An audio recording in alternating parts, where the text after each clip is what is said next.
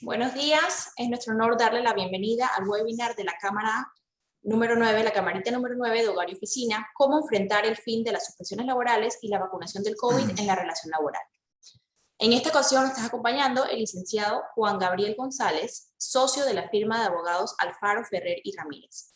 El licenciado González es licenciado en Derecho y Ciencias Políticas con un posgrado en Gestión de Recursos Humanos y una maestría en Derecho Mercantil.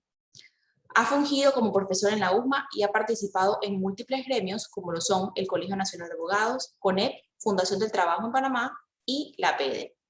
Agradecemos que cualquier pregunta que tengan las coloquen en la sección del Q&A de la misma plataforma y las mismas van a ser respondidas al final de la sesión. Esperamos que esta actividad sea de gran beneficio para todos ustedes. A continuación les presento al licenciado Juan Gabriel González. Gracias. Muy buenos días a todos y muchas gracias a Ana Cristina Endara y al licenciado Samuel Cohen por tan gentil invitación a participar en este foro, y en especial gracias a la Cámara de Comercio en un tema tan interesante, tan de actualidad como lo son las reactivaciones laborales, el fin de las suspensiones que se están dando prácticamente desde marzo de 2020 y que culminan ya el próximo mes de octubre, y además vamos a tratar el tema relativo a la vacunación COVID y si podemos o no obligar a nuestros trabajadores a que se apliquen la primera y segunda dosis, y si ello implica, pudiéramos aplicarles algún tipo de sanciones por no aplicarse la vacunación de COVID. Le iba a pedir a Luciana, por favor, si podamos presentar a los participantes la presentación. Vamos a tratar de hacer una presentación lo más sucinta posible, lo más resumida posible, a fin de que ustedes tengan el espacio para hacer sus preguntas y demás y dudas que tengan, y tratar de así hacer un poco más interactiva la presentación. Podemos seguir, Luciana. Vamos a hacer un pequeño recuento de lo que se ha dado. Aquí, veamos antecedentes. Lunes 9 de marzo, aquí dice 22, el lunes 9 de marzo de 2020, corrijo, se dio el primer caso de COVID. Llega un caso a Panamá de un vuelo proveniente de España, 9 de marzo de 2020, primer caso de COVID. La entonces ministra de Salud dice, bueno, ¿sabe qué? Aquí hay un caso positivo, tenemos que ver qué hacemos, y vino de un vuelo proveniente de Europa. Esa misma semana, el viernes 14, el 13 de marzo de ese año, 2020, el presidente de la República en cadena nacional, con un decreto de gabinete firmado por todos los ministros de Estado, la anterior todavía, Luciano, por todos los ministros de Estado, anuncia un estado de emergencia nacional. Un estado de emergencia nacional, el cual a la fecha, recordemos, marzo de 2020, ahora estamos en septiembre del 21, a la fecha está vigente. ¿Qué otras medidas se promueven? Se promueve la Ley 126 de 2020 inherente al teletrabajo, que fue una buena iniciativa legislativa del diputado Raúl Fernández. Se reglamenta la jornada reducida, es decir, se puede pactar entre empresa y trabajadores jornadas reducidas, que en lugar de trabajar 8 horas, se trabajen 4 horas al día, por ejemplo, y se perciba la mitad del salario. Adicionalmente se dan varias restricciones, echemos hacia atrás un poco, varias restricciones de actividades que no se pueden desarrollar. Se cierran los centros comerciales, se cierran los cines, los restaurantes, poco a poco los almacenes, poco a poco se van cerrando varias actividades, y el Mitradel emite una serie de decretos donde reglamenta la suspensión de los efectos de los contratos de trabajo. Ya existe en el Código de Trabajo un artículo que hace referencia a esta suspensión, pero mediante decretos se reglamentan los mismos. Recordemos algo, el Código de Trabajo no está diseñado para estar en una pandemia, no está diseñado para tener un episodio como el que hemos vivido en los últimos prácticamente 20 meses que llevamos de esta situación. Y por eso es que el Ministerio de Trabajo se dedica a emitir leyes con el afán de tratar de regular un poco esta situación. Se dan suspensiones de 1 a 4 meses, se emiten otra ley a fin de extender estas suspensiones, y llega diciembre de 2020, recordemos, 15 de diciembre de 2020, una época crítica en la cual el sector privado critica severamente esta ley, que un decreto ejecutivo del 229 de 15 de diciembre, que decía así, emitido por el Mitradel. Recordemos, diciembre del 20, vamos hacia atrás. Para diciembre del 20, los casos de COVID estaban cerca de los 800, 1.300 casos al día. Subió notablemente y este decreto decía, desde el 1 de diciembre hay que reactivar a todos los trabajadores. Entonces, obviamente, el sector privado dijo, espérate, ¿cómo tú me vas a mandar a reactivar el 1 de enero, perdón, del 21, todos los trabajadores, cuando en diciembre vamos volando en casos positivos? No puede ser. Ante eso, se suspende ese decreto y se emite posteriormente, podemos seguir, Ana Cristina, la próxima página, se emite la ley que está vigente a la fecha, que es esta ley 201 de 25 de febrero de este año. Esa ley, recordemos que prácticamente del 15 de diciembre a todo el mes de enero estuvimos bastante encerrados, puesto que los casos positivos eran bastante altos. Y en ese interín se emite esta ley 201 de febrero del 21 y prácticamente dice lo siguiente, entre varias cosas. Se puede suspender, pueden seguir suspendiendo, pero dependiendo de la actividad de las empresas, unos van a empezar a reactivar primero, otros después, y de último el sector terciario, que es el que ya tiene que reactivar en octubre. ¿Qué más dice esta ley? Está la obligación de reactivar gradualmente.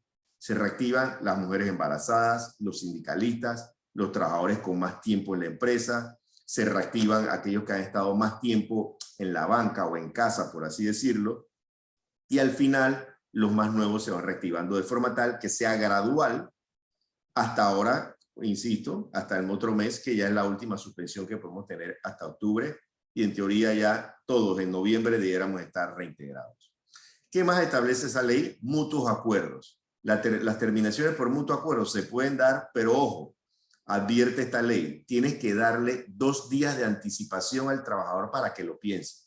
Tú me ofreces a mí un mutuo acuerdo, yo lo pienso, me lo llevo 2 días y al final, después de los 2 días hábiles, decido si lo acepto o no.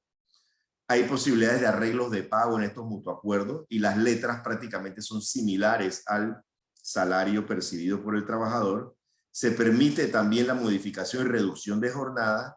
Se hace referencia a un artículo bueno y positivo que resaltó el sector privado, incluyendo la Cámara de Comercio, en el que se decía, como las trabajadoras embarazadas han estado suspendidas, muchas de ellas, o con jornadas reducidas, llega la licencia de maternidad y como no han pagado suficientes cuotas al Seguro Social, ¿quién paga? La empresa. La empresa dice, yo no puedo, estoy extremadamente en una situación caótica financieramente, no puedo afrontar esas licencias.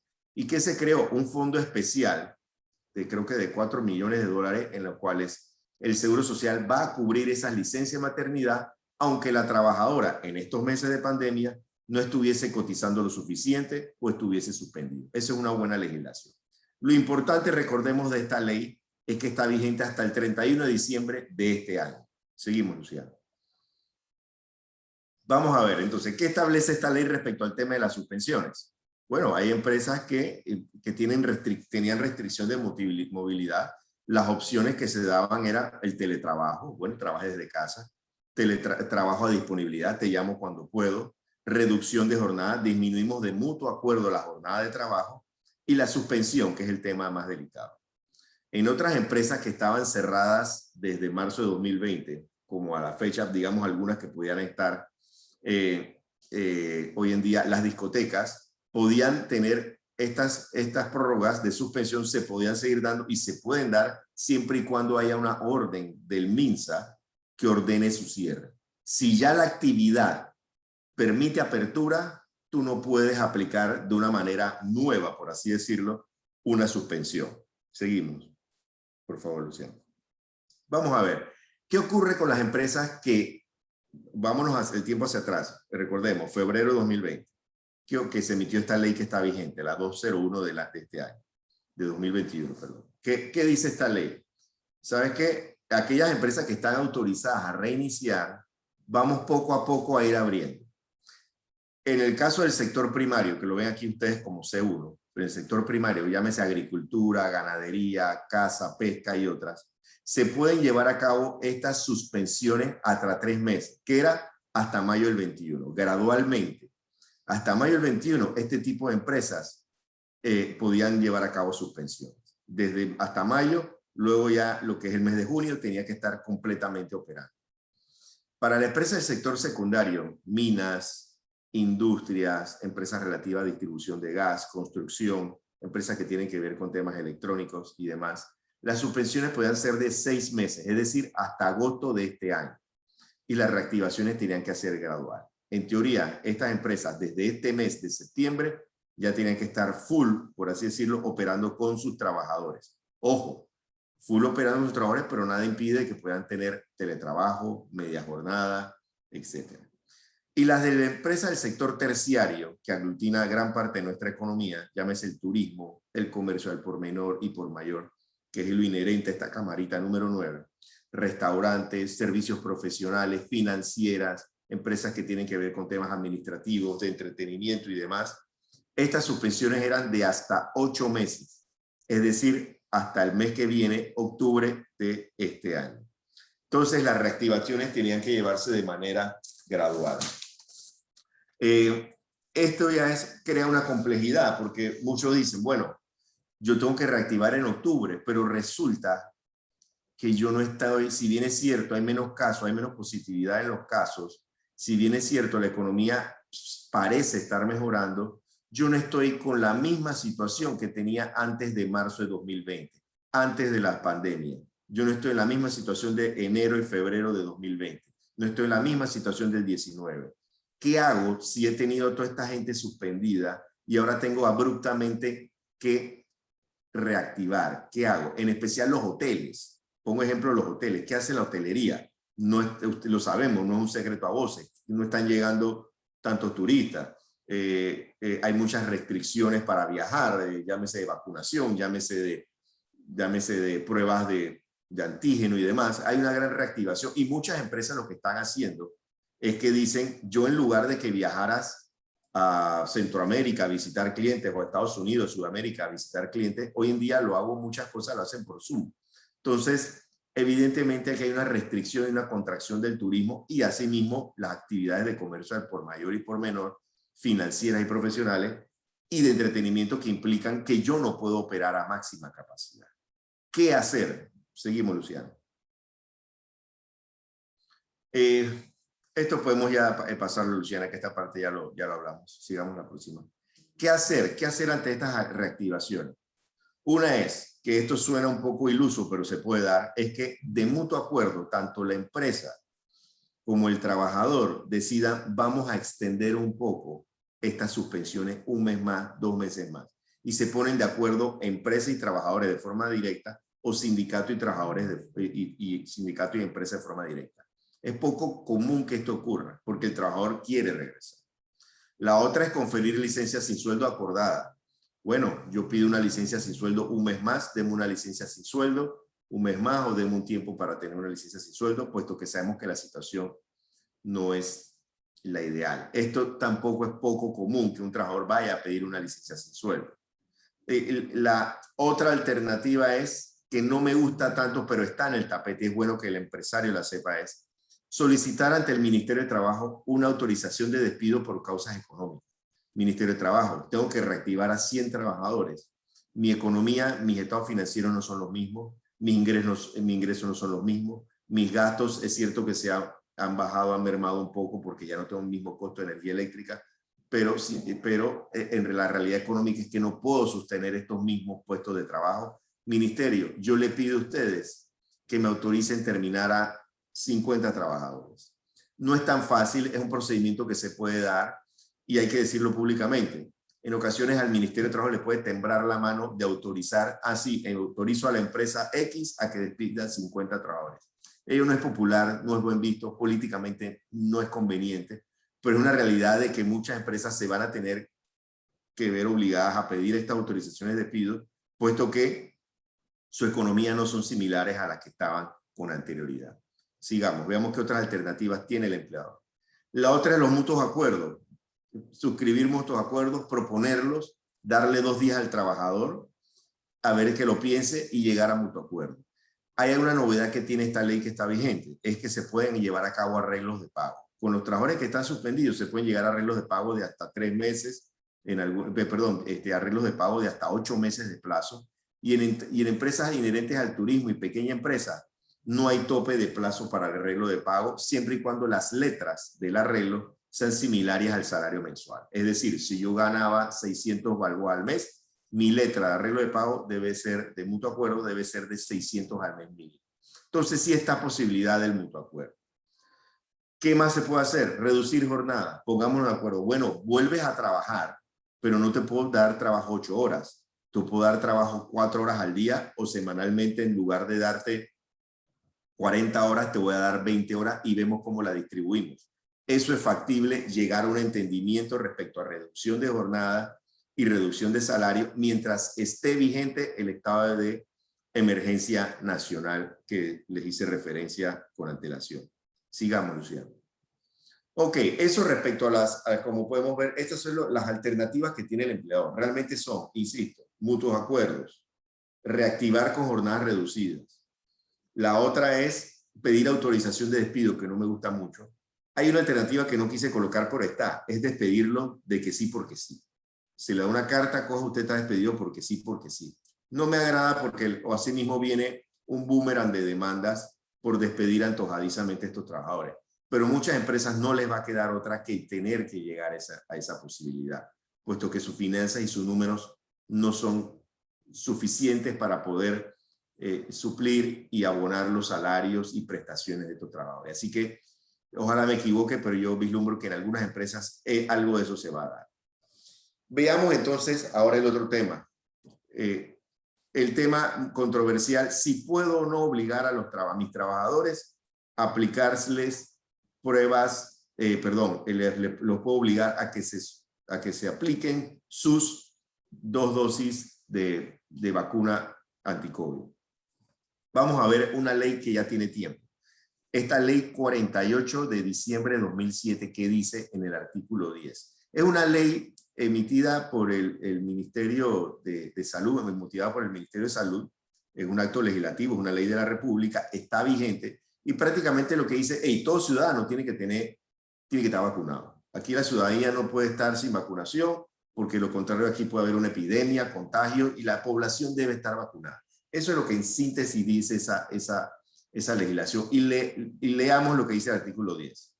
Lo leo. Los residentes en el territorio nacional, sin distinción de religión o raza, tienen la obligación de mantener actualizado su estado vacunal, de conservar su tarjeta de vacunación y de presentarla cuando les sea requerida.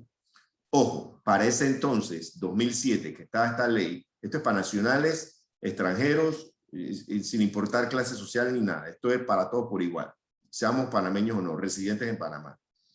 Ojo, para esa ley 2007 no existía o no estaba este virus del COVID-19. Podemos con base a ello entonces decir, como tú estás obligado a estar vacunado por esta legislación, tú tienes que imperativamente estar vacunado de COVID. Ahora sigamos para ver la respuesta. Seguimos, Luciano. Veamos lo que recientemente, hace menos de un mes, hace un mes y tanto, el 16 de agosto de este año, mediante una resolución del Ministerio de Salud, indicó el MINSA, y hago un paréntesis, en empresas que distribuyen alimentos, que fabrican, manufacturan alimentos, restaurantes, hoteles, algunas industrias que tienen que ver con alimentos. En muchas ocasiones los trabajadores tienen que tener 2 carnets. Uno el blanco, un carnet blanco de salud, de buen estado de salud, y otro que llama el carnet verde de adiestramiento sanitario. Todo trabajador tiene que tener estos 2 carnets, el blanco y el verde, para poder manipular alimentos y laborar por ende. ¿Qué dice la nueva ley? A partir de la promulgación de esta ley, que fue el 16 de agosto del 2021, todos los trabajadores que manipulan alimentos y que requieren carnet blanco y verde tienen que tener las 2 dosis de vacunas del COVID. ¿Ok? Esto es obligación para el trabajador manipulador de alimentos. ¿Qué dice esta ley? El que transporta alimentos, llámese no sé, Globo, etcétera, estas empresas que tienen que ver con delivery de alimentos, tienen que tener ambos carnets de salud, tanto el blanco como el verde. En consecuencia, la ley, además dice la ley, el que tenga el blanco necesita de tener el carnet blanco y carnet verde, tiene que tener la prueba COVID. Tiene que tener la prueba de vacunación. A mi juicio, tanto el que trabaja en un Burger King, por decir un ejemplo, como el delivery, el motorizado que trabaja en un Burger King, que presta servicio en Globo o alguna empresa similar, está obligado a tener ambos carnets y además a tener la vacunación, las 2 dosis del COVID. Ese es nuestro criterio respecto al tema, ya que no hay duda respecto a esta resolución que recientemente ha aprobado el MINSA. Seguimos. ¿Qué hacer entonces con aquel que dice me niego o no quiero o yo no creo en vacuna? Vamos, ya les dije en un primero, les leí una ley que habla de vacunación general de 2007. Les acabo de leer un decreto, una resolución del MINSA de 16 de agosto de este año. Les voy a leer ahora un artículo que está en el Código de Trabajo que utilizan mucho los hoteles, restaurantes para poder obligar a sus trabajadores a que tengan su carnet y que podemos utilizarlo ahora para también hacer imperativo la vacunación del COVID para este tipo de empresas. Leo. Artículo 289. Los trabajadores que se ocupan de la manipulación, fabricación o expendio de productos alimenticios para el consumo público deberán, para desempeñar sus labores, proveerse cada mes de un certificado médico que acredite que no padecen de enfermedades infectocontagiosas o capaces de inhabilitarlos para el desempeño de sus actividades. Este certificado será expedido por la Caja de Seguro Social, por cualquiera de las dependencias del Ministerio de Salud Pública o por cualquier médico que desempeñe un cargo remunerado por el Estado, quienes lo deberán extender gratuitamente. Este es el tema del carnet. ¿Qué es lo que yo haría y cuál es nuestra opinión básica para ir aterrizando? En empresas que se dediquen a manufactura, expendio, venta, manipulación de alimentos, tienen que tener las 2 vacunas a más tardar el 16 de octubre. En el resto de las empresas, a nuestro juicio, pese a que existe una ley general de vacunación, a nuestro juicio, para esa fecha no estaba aún vigente, no estaba aún existente el COVID-19, esa ley es muy genérica y no necesariamente implica la obligación para efectos de laborar. Siendo así, las empresas que sí tienen que ver con alimentos sí pueden obligar a sus trabajadores y tienen hasta el 16 de octubre de este año para hacerlo. ¿Qué es lo que se debe hacer? Porque tampoco puedes esperar al 17 de octubre, no tienes tu carnet de despido. No, lo que sugerimos que proceda la empresa es diciendo, recuerde mandar memorándum, advertencias, promoción. Recuerden que es importante que tengan su carnet, que tengan su vacunación, las 2 dosis. Recuerden que tienen hasta tal fecha. Recordemos esto, advertencia, darle un plazo. Hay un trabajador que dice, me niego, yo no creo en vacunación. Bueno, usted tiene hasta el 30 de octubre para vacunarse. Y si no, ahí vemos si aplicamos o una suspensión sin goce de salario o incluso hasta el despido. Porque ya es un tema de una obligación por resolución ministerial de salud que dice tiene que tener la prueba de que en efecto se ha vacunado en 2 ocasiones, de lo contrario estoy violando normas de salud. Y si yo como empresa, restaurante, hotel, fábrica de manufactura alimenta, violo esta disposición, mis trabajadores la violan, me pueden quitar a mí mi permiso de operar. Y en consecuencia, si pudiéramos, a nuestro juicio, suspender e incluso despedir al trabajador que haga caso omiso a esta opinión. Continúa, por favor, Luciano.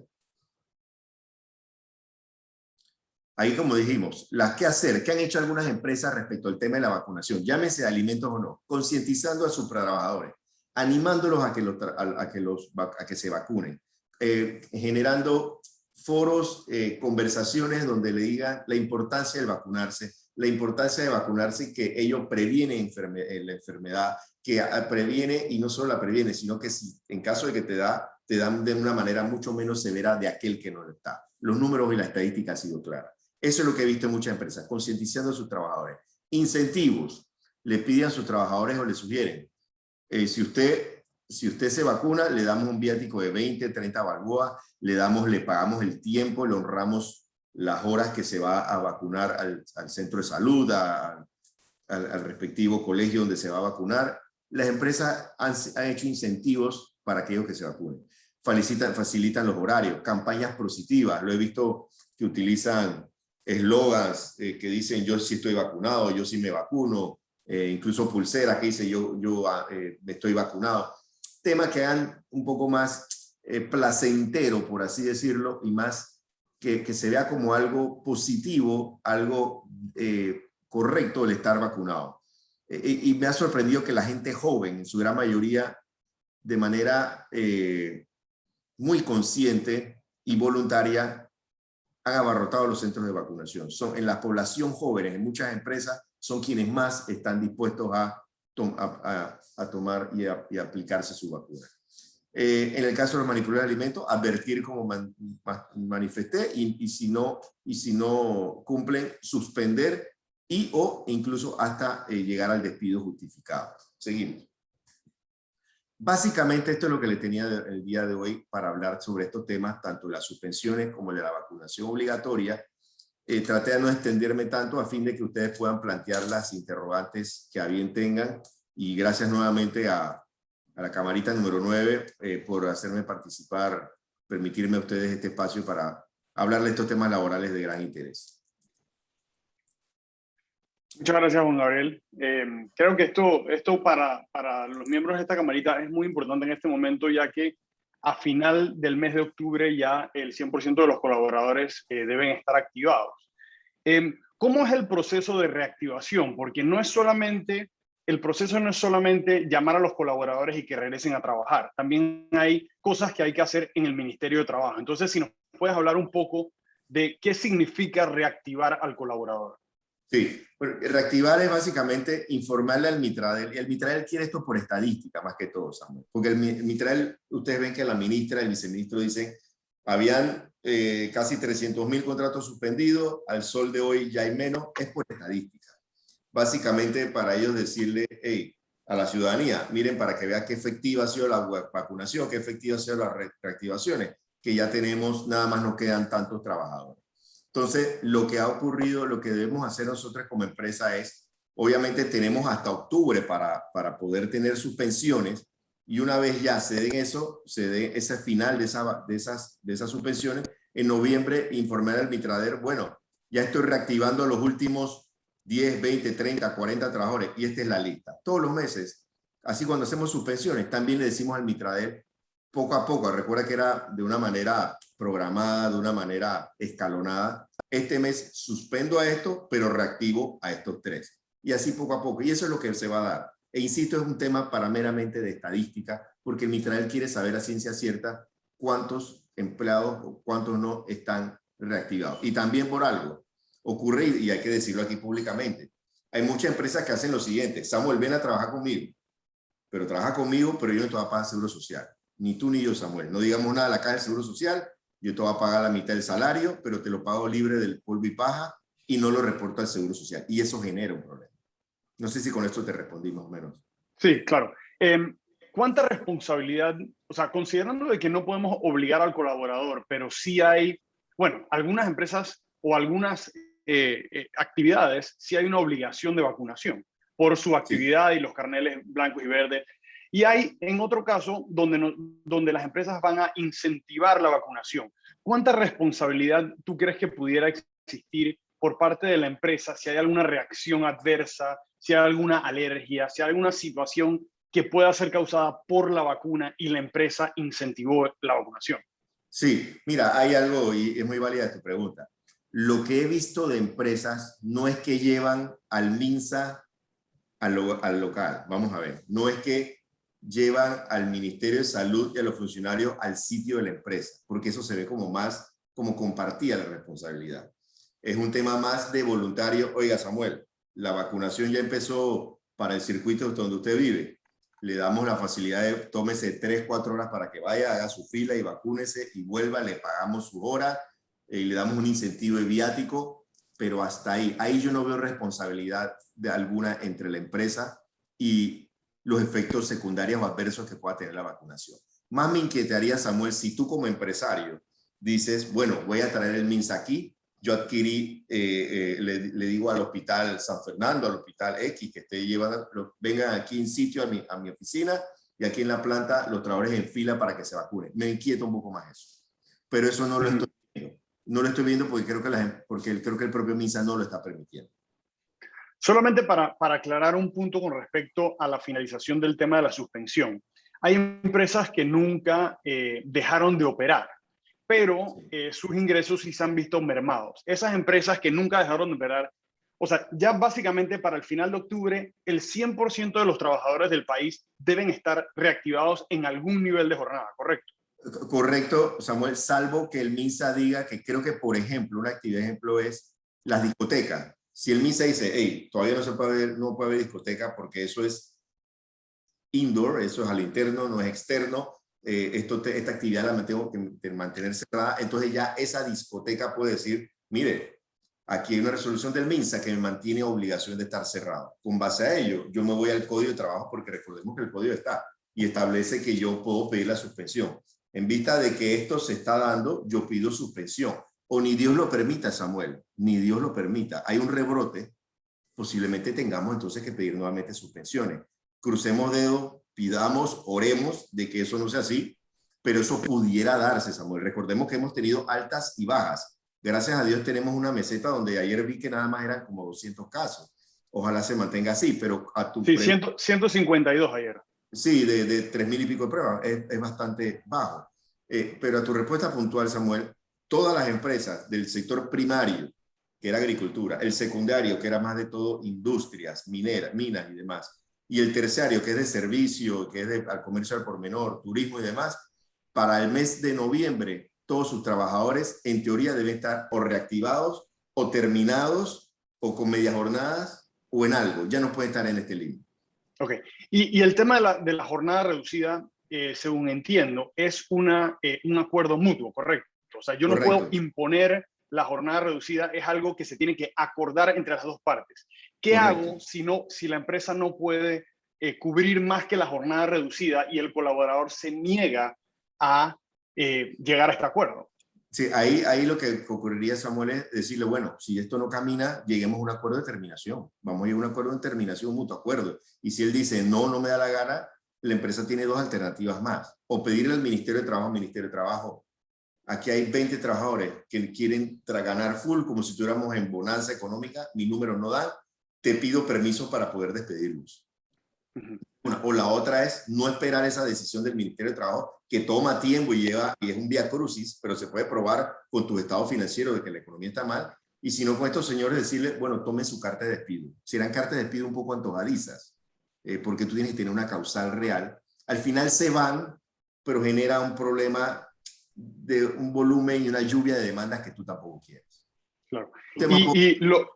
Y lo otro es que a mí me gustaría resaltar el tema de que con el nuevo procedimiento durante pandemia de el mutuo acuerdo, esos 2 días no son opcionales. Aun cuando el colaborador decide al presentarse el mutuo que él está de acuerdo, hay que esperar los 2 días para firmar el mutuo, ¿correcto?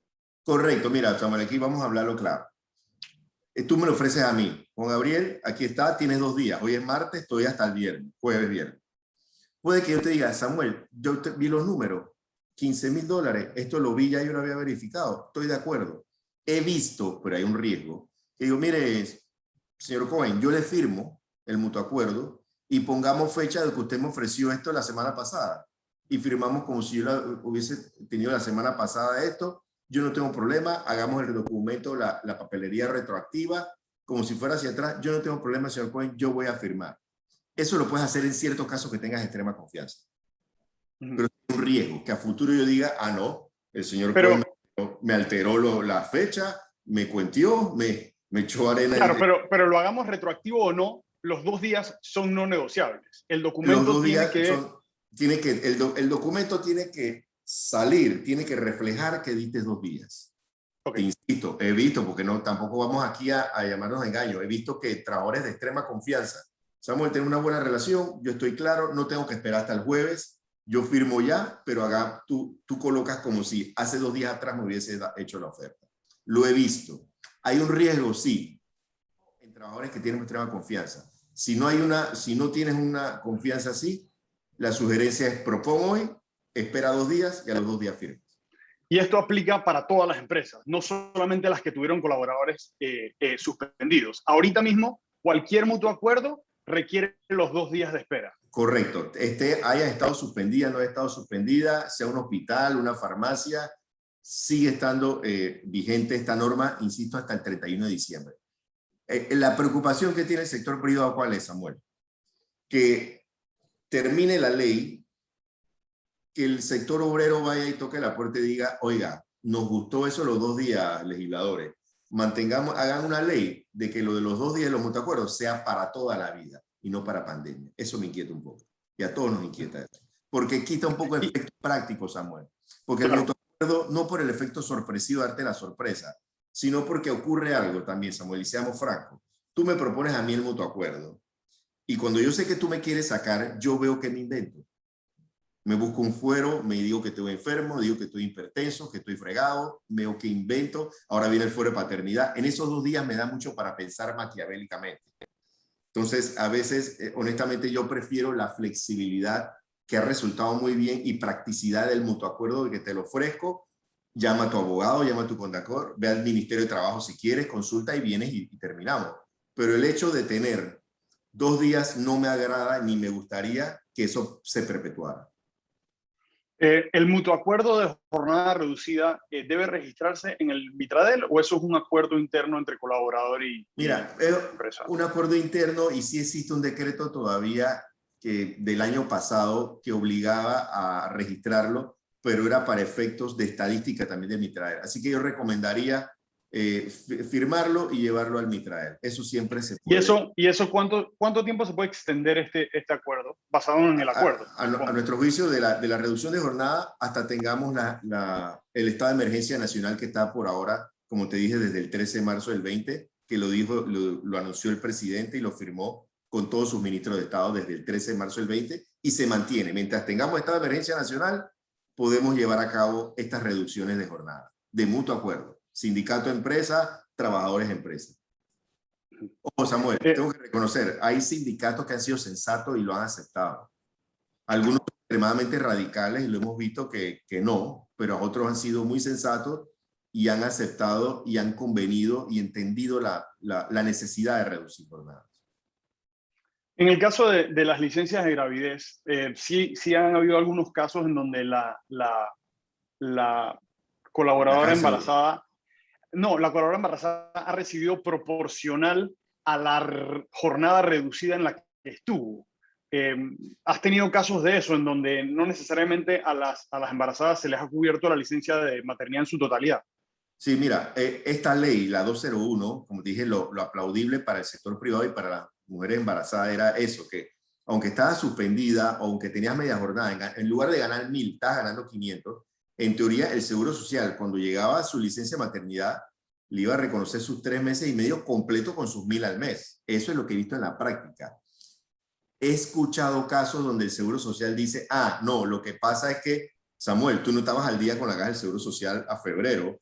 Tú no estabas al día, pero eso ya es culpa tuya de tu empresa porque tú tienes algo. Entonces, el Seguro Social se agarra a eso para decir, no te cumplo con esto. Cubre tú totalmente. He visto en ciertos casos eso, pero entiendo que ha operado bastante bien dentro de todo el tema de la licencia de maternidad, haciendo la proporción que falta para cubrirlo. Ok. Considerando de que efectivamente hay la finalización de la suspensión de los contratos, han habido casos, 2 opciones, ¿no? Primero, colaboradores que no reciben la llamada de la empresa o empresas que no logran contactar al colaborador porque se mudó para un lugar de difícil acceso donde no hay comunicación. ¿Cuál es la responsabilidad de las partes de regresar a trabajar obligatoriamente sin ser llamados, o si no me llaman, poder llegar a ocupar mi puesto de trabajo de todas maneras? Ok, muy válido. Mira, hay una disposición que dice que en esta ley que si tú no me reactivas, se entiende que tú me estás despidiendo. O sea, si tú te haces, perdón la expresión coloquial, el loco, y tú no me llamas, se entiende que tú me estás despidiendo. Lo que tenemos que hacer como empresa privada es decir lo siguiente: Ministerio, yo estoy buscando al señor Samuel Cohen, le dije que viniera el 1 de septiembre y hoy estamos a 20 y está missing in action, está perdido en combate, no lo encuentro, no sé dónde está. Entonces, yo creo que es importante que la empresa pique por delante, por así decirlo, y le diga al ministerio, llame al señor Samuel Cohen, a Juan Gabriel González, a Ileana Lutrell, y la estoy buscando, les dije que tenían que regresar el día tal, en hora tal, y yo no sé si es que están trabajando para otro, o se fueron a trabajar al interior, o se perdió, pero no los ubico. Eso es una especie de abandono. Es como el trabajador que se pierde y no quiere regresar más. Es como un abandono. Entonces yo notificaría al Mitradel explicando esto, porque es importante que se vea que tú hiciste tu gestión de mandar correo, de llamar a la casa, de mandar WhatsApp, de todo esto, que se vea que no es que tú le hiciste una cama para no reactivarlo. Al contrario, que tú lo estás buscando y que resulta que no sabemos dónde están. Ok. Creo que es importante resaltar el tema de que las empresas Sí. que requieren carnets blancos y verdes por la manipulación de alimentos, esas empresas usualmente lo requieren para todo el personal, o sea, el personal administrativo de esa empresa también, o solamente las personas que realizan esa actividad. Mira, es válida tu pregunta. Quiero pensar que es únicamente para el trabajador que está en la manufactura, y no necesariamente el que está en la administración, pero no me atrevo a responderte con seguridad. Puede que alguno de los panelistas que tenga que estén en la empresa de comida rápida o de manufactura pueda responder, pero estoy casi Claro, seguro. pero Operativo. el requerimiento de carnet no cambió con la pandemia. No, Lo no, que no, no cambió cambio. es que para el carnet ahora hay que estar vacunado. Para el que, te lo pongo así, Samuel, si tú tienes que tener el blanco y el verde, tú tienes que estar vacunado. Tengo que tener, ok. Ajá. Y ahora, para el delivery, el motorizado que anda por ahí en delivery, manipulando alimentos, llevando de casa en casa, del Burger King se lo lleva a la casa, el McDonald's se lleva a la casa, ese trabajador delivery, que no necesariamente es trabajador del Burger King o del McDonald's, recordemos eso.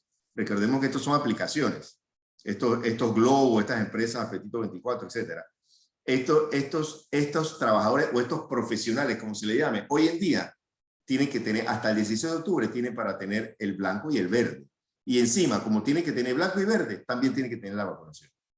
No, la otra situación con ellos es que ellos no tienen una relación laboral formal. Entonces ahí Correcto. entran en un limbo ¿Quién los obliga? con respecto a cómo, claro. ¿Quién los obliga? Entonces le toca a Apetito 24, que es la plataforma, o al Globo, decirle, hey, señor Juan Gabriel, usted, aquí hay una resolución del Ministerio de Salud que dice que usted tiene que tener los 2 carnets y por ende también la vacunación. Si usted no tiene eso, no va a poder entonces estar en mi aplicación ya de Apetito o en mi aplicación de Globo. Y eso va a ser un tema ahora. Claro. El tema... Es un plazo ya perentorio que hay. Algo, claro, Samuel, que se está hablando, porque es muy preocupante, insisto, en empresas de entretenimiento que hacen eventos, que traían conciertos. ¿Te acuerdas que aquí antes de pandemia venían cada 3, 4 meses artistas de primera línea? Ya no hay eso. Ya no hay turistas. No hay muchos turistas. Me inquieta, y algunos decían o rumoraban de que puede que si se extendiera la ley para ese sector terciario. Pero yo no lo veo. Yo no veo en el tapete una iniciativa legislativa que diga que se va a extender esta ley. Me explico mi preocupación, porque hay una realidad. ¿Qué hace esa empresa que traía artistas? Aquí venían muchos artistas. ¿Qué hacen? ¿Qué hacen esas empresas hoteleras con un número importante de trabajadores en hotelería? ¿Qué van a hacer? ¿Van a tener que entonces jornada reducida o mutuo acuerdo o despido? Porque recordemos algo, Samuel, hay mutuo acuerdo. Está bien, y los mutuacuerdos permiten arreglo de pago, pero nadie te perdona pagar las prestaciones y no todas las empresas tienen ese colchón financiero para hacer frente al tema de las prestaciones laborales. Eso me inquieta y te insisto, había un rumor de que pudiese haber una extensión de la ley para ciertos sectores, pero no lo veo en el tapete. Disculpa. La jornada reducida es un acuerdo que creó los decretos de pandemia, o eso es algo que ya existía en el Código de Trabajo. Está en el Código de Trabajo y dice cuando hay crisis nacional y demás se pueden acordar estas reducciones. Y yo pudiera negociar, poder extender esas reducciones con el sindicato o los trabajadores, aún habiendo terminado el estado de emergencia. Pienso que no. Pienso que una vez termine el estado de emergencia nacional, que yo no vislumbro que se vaya a terminar tan rápidamente, pienso que una vez cesa el estado de emergencia nacional, tú no puedes llegar a ese entendimiento. Vámonos a ver en la máquina del tiempo. Concentramos en la película de Volver al Futuro, pero vete al 2018, 2017, 2016, la economía estaba bastante buena. Tú no me puedes decir a mí, Juan Gabriel, ¿sabes qué? Tú ganas 1.000 y trabajas 8 horas. No, vamos a llegar a un acuerdo, 4 horas y 500. Eso no es válido. Ese acuerdo, aunque firmemos y esté sellado, digamos, no es válido, porque no había una razón de ser para que tú me redujeras la Sí, claro, es una afectación a un contrato ya establecido que establece unas horas y un salario. Correcto, correcto. Tú no puedes hacerlo. En caso tal, lo que ocurría, Samuel, era, Juan Gabriel, terminemos, te termino, te liquido y empecemos un nuevo contrato con 4 horas al día. Eso antes de pandemia. Ahora, a nuestro juicio, a tu pregunta puntual, sí puedes reducir, mantener la reducción hasta tanto estemos en estado de emergencia nacional. Y también, digo, es la primera vez que nuestro código de trabajo se enfrenta a una pandemia, ¿no? Entonces, casi que estamos todos aprendiendo cómo vamos a administrar esto. ¿Qué hacen las personas, por ejemplo, que están cerca de la edad de jubilación y han recibido ingresos reducidos durante este tiempo? ¿Cómo afecta eso a sus cuotas para jubilarse y todo ese tema? Mira, es importante tu inquietud. Y yo creo que las personas que están cerca de jubilarse, la inquietud que tienen es esa, y más que todo es que le cambien la ley, ¿no? Que la ley pueda cambiar, porque hay un tema que evidentemente hay que hacer cambios sustanciales al programa de invalidez, vejez y muerte para hacerlo sostenible, porque hoy en día entiendo que las finanzas del programa están hasta el 2024-2025. Entonces, mucha preocupación de aquel trabajador que tiene 58, varón, que tiene 58, 59, le faltan 3 años, le preocupa que le cambien la ley y le digan, ah, no, ya no es 6.2, sino 6.5. Creo que esa es la preocupación mayor. Respecto a tu pregunta de las medias jornadas y las cuotas, el trabajador que ya tiene muchas cuotas no le inquieta tanto eso. Recordemos que para el efecto de la jubilación se toma en cuenta, en consideración las mejores, creo que 7 o 10 años, no necesariamente son los últimos. Lo que más le interesa al trabajador es tener cuotas. Para el que está en la raya, recordemos que hoy en día son 240 cuotas, eso estamos hablando de 20 años. Eso es lo que para el trabajador que no tiene unos 17 años y tuvo suspendido, ese tiempo sí es importante para él y cuantificar cuántas cuotas tiene o no. ¿Qué recomiendo? Que he visto en muchos casos, de nivel ejecutivo incluso, averiguar en el Seguro Social. Yo, Juan Gabriel González, con cédula tal y Seguro Social tal, ¿cuántas cuotas tengo hoy Seguro Social? Y ellos te hacen una radiografía de lo que tienes y cuántas has cotizado. Y creo que eso es bueno hacerlo para que tú tengas una idea clara de acorde al sistema cuántas cuotas tienes. Recordemos, edad, dama 57, varones 62 y el número de cuotas es 20 años, 240 cuotas. Tú tienes que estar claro, poder llegar y tener las cuotas para poder jubilarte. Pero el tema de los años, del monto es los 7 o 10 mejores años, así que eso no te afecta tanto. O sea, ya estamos al final de esa reducción de jornada y de esa suspensión de contratos, pero hay colaboradores que efectivamente han trabajado una jornada reducida sin un acuerdo por escrito. Entonces, ¿cómo interpretaría o qué riesgo hay ahí de una persona que trabajó 4 horas y ganó la mitad, pero no hay un acuerdo firmado?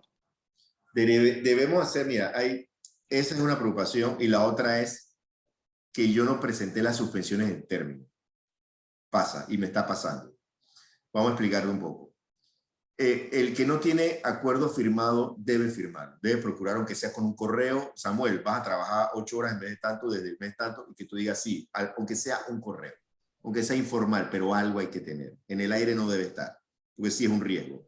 Y la otra preocupación, Samuel, es que desde marzo tenemos que hacer las suspensiones y hay empresas que no lo hicieron y vinieron a hacerlo desde agosto. Entonces yo llego y digo, Samuel, tú desde agosto le dijiste al ministerio que te he suspendido, pero ¿qué pasó con marzo, abril, mayo, junio, julio? Me debes esos meses, Samuel, esos 5 meses, me debes salario y estoy viendo demandas así.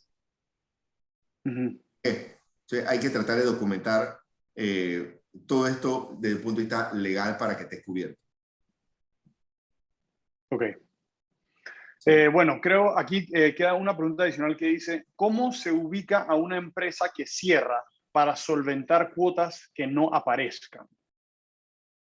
Vamos a ver, quiero entender la pregunta así, que resulta que yo trabajaba en Cohen S.A. y Cohen S.A. cerró, dejó todo al garete, quebró, y entonces hay un poco de cuotas que me deben, que yo trabajé. Que me las descontaron, Ajá, pero que cuando entonces voy no están en la ficha. no están. yo puedo presentar una denuncia penal contra el representante legal de la compañía porque eso es un delito. Recordemos que el quedarse con las cuotas obrero-patronal es un delito y es serio.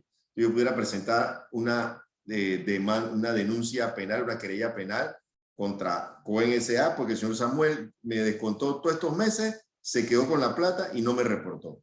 Un tema penal más que todo. A ver si con eso ese empresario decide, hey, vamos a ponernos el día, vamos a ir a un acuerdo y vamos a ponernos el día de las cuotas que te debo, porque eso es un complique. Entonces, lo que sugiero, insisto, todo ejecutivo debería, cuando está próximo a su jubilación, nunca pensamos en eso, pero está próximo, tener una radiografía de cómo están sus cuotas en el Seguro Social. Y se puede pedir, toma tiempo, se puede pedir, y el Seguro Social te refleja y te dice, desde que trabajaste de los 19, 20, 21 años, hasta tus 50 y pico años te lo refleja para que estés claro en las cuotas. Y la última pregunta que llegó aquí es, yo sé que hay un tema de cuando las personas estaban suspendidas y son reactivadas, el ministerio se resiste a volver a la suspensión de esas mismas personas. Sí. Pero esas personas sí pudieran pasar a un acuerdo de jornada reducida. Correcto. Cuando una vez reactivado, cuando se estaban dando estas reactivaciones progresivas, creo que hablamos en algún momento, Samuel, hey, Samuel, ¿estás seguro que lo vas a reactivar? Porque después, echar para atrás es un lío. Tú tienes que estar muy seguro de quién vas a reactivar, porque la ley y el sistema no te permite suspender aquel que ya reactivaste. Entonces, ¿qué puedes hacer si la cosa se complica? Negociar acuerdo de jornada reducida, y ni Dios lo permita, si hay un rebrote y nos ordenan cerrar, ahí sí tendríamos pie para ver y pedir una nueva suspensión, porque nos ordenan. Pero en ese caso debería haber un cambio en la ley, porque la ley ahorita mismo o el decreto reglamenta la suspensión solamente hasta final de octubre. O sea que tendríamos que tener otro decreto que permita la extensión de eso. Pudiera ser, Samuel, pero como si yo te defiendo, yo no puedo estar a la espera sentado de que se emita el decreto. Yo me iría al Código de Trabajo que dice que donde surge un nuevo hecho, el nuevo hecho es que ahora el ministro dijo, por ejemplo, el 1 de noviembre hay que cerrar nuevamente todo el comercio, ni Dios lo permita, entonces yo me puedo agarrar de que hay una nueva situación y empezamos de cero. New ball game, minuto cero. Empiezo desde ahí a pedirla. Dios quiero que no sea así, Samuel. Okay.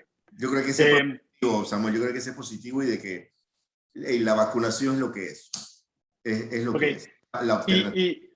Y para contestarle un poco, Gustavo acaba de poner una pregunta, creo que ya con esa cerramos. Él pregunta sobre si se puede obligar a una persona que está en una función de atención al cliente, porque la responsabilidad nuestra como ejecutivos, como empresarios, es cuidar a nuestros colaboradores y también a nuestros clientes. Entonces, a tu público, si hay alguna manera de obligar a esa persona que está en una posición de atención, de contacto con un cliente externo, si hay alguna medida que se pueda tomar para obligarlo. Podemos obligarlo a que use alcohol, que use tapabocas, que use la máscara facial, que use todas las medidas de este reglamento. ¿Se acuerda que hay un reglamento de protección de COVID que lo emitieron como en marzo del 2020? Pero no puedes obligarlo a vacunar, salvo que seas una empresa de manufactura y que esa persona tenga que estar obligada al verde y blanco. Ahí yo cité una ley de 2007. Pudiéramos tratar de agarrarnos de ahí, Samuel, que dice todo individuo, sea panameño, extranjero, del color que sea, de la raza, de la religión que sea, tiene que tener su tarjeta de vacunación. Pudiéramos tratar de estirar eso un poco, pero no me sentiría muy cómodo si aún el MINSA no lo obliga tal cual, y no lo veo eso. Okay. Muy bien. Bueno, Juan Gabriel, yo creo que con eso tenemos bastante información. Ya se aproxima este proceso que ojalá no tengamos que pasar por él más nunca. Creo que es algo que no queremos volver a hacer más nunca, pero fue un excelente ejercicio social y un excelente ejercicio laboral y de relaciones con los clientes y con los colaboradores. Así que te agradezco tu participación. El video va a ser enviado en el próximo boletín a todo el grupo de la camarita y siempre estamos a las órdenes. Cualquier consulta, cualquier necesidad que tenga nuestra camarita para temas de interés, solamente nos dejan saber. Así que muchas gracias por su asistencia. Muchas gracias a la directora Ana Cristina Endara y muchas gracias, Juan Gabriel. Gracias a ustedes, un placer. Hasta luego. Gracias, licenciado, un gusto. Chao, Luciano.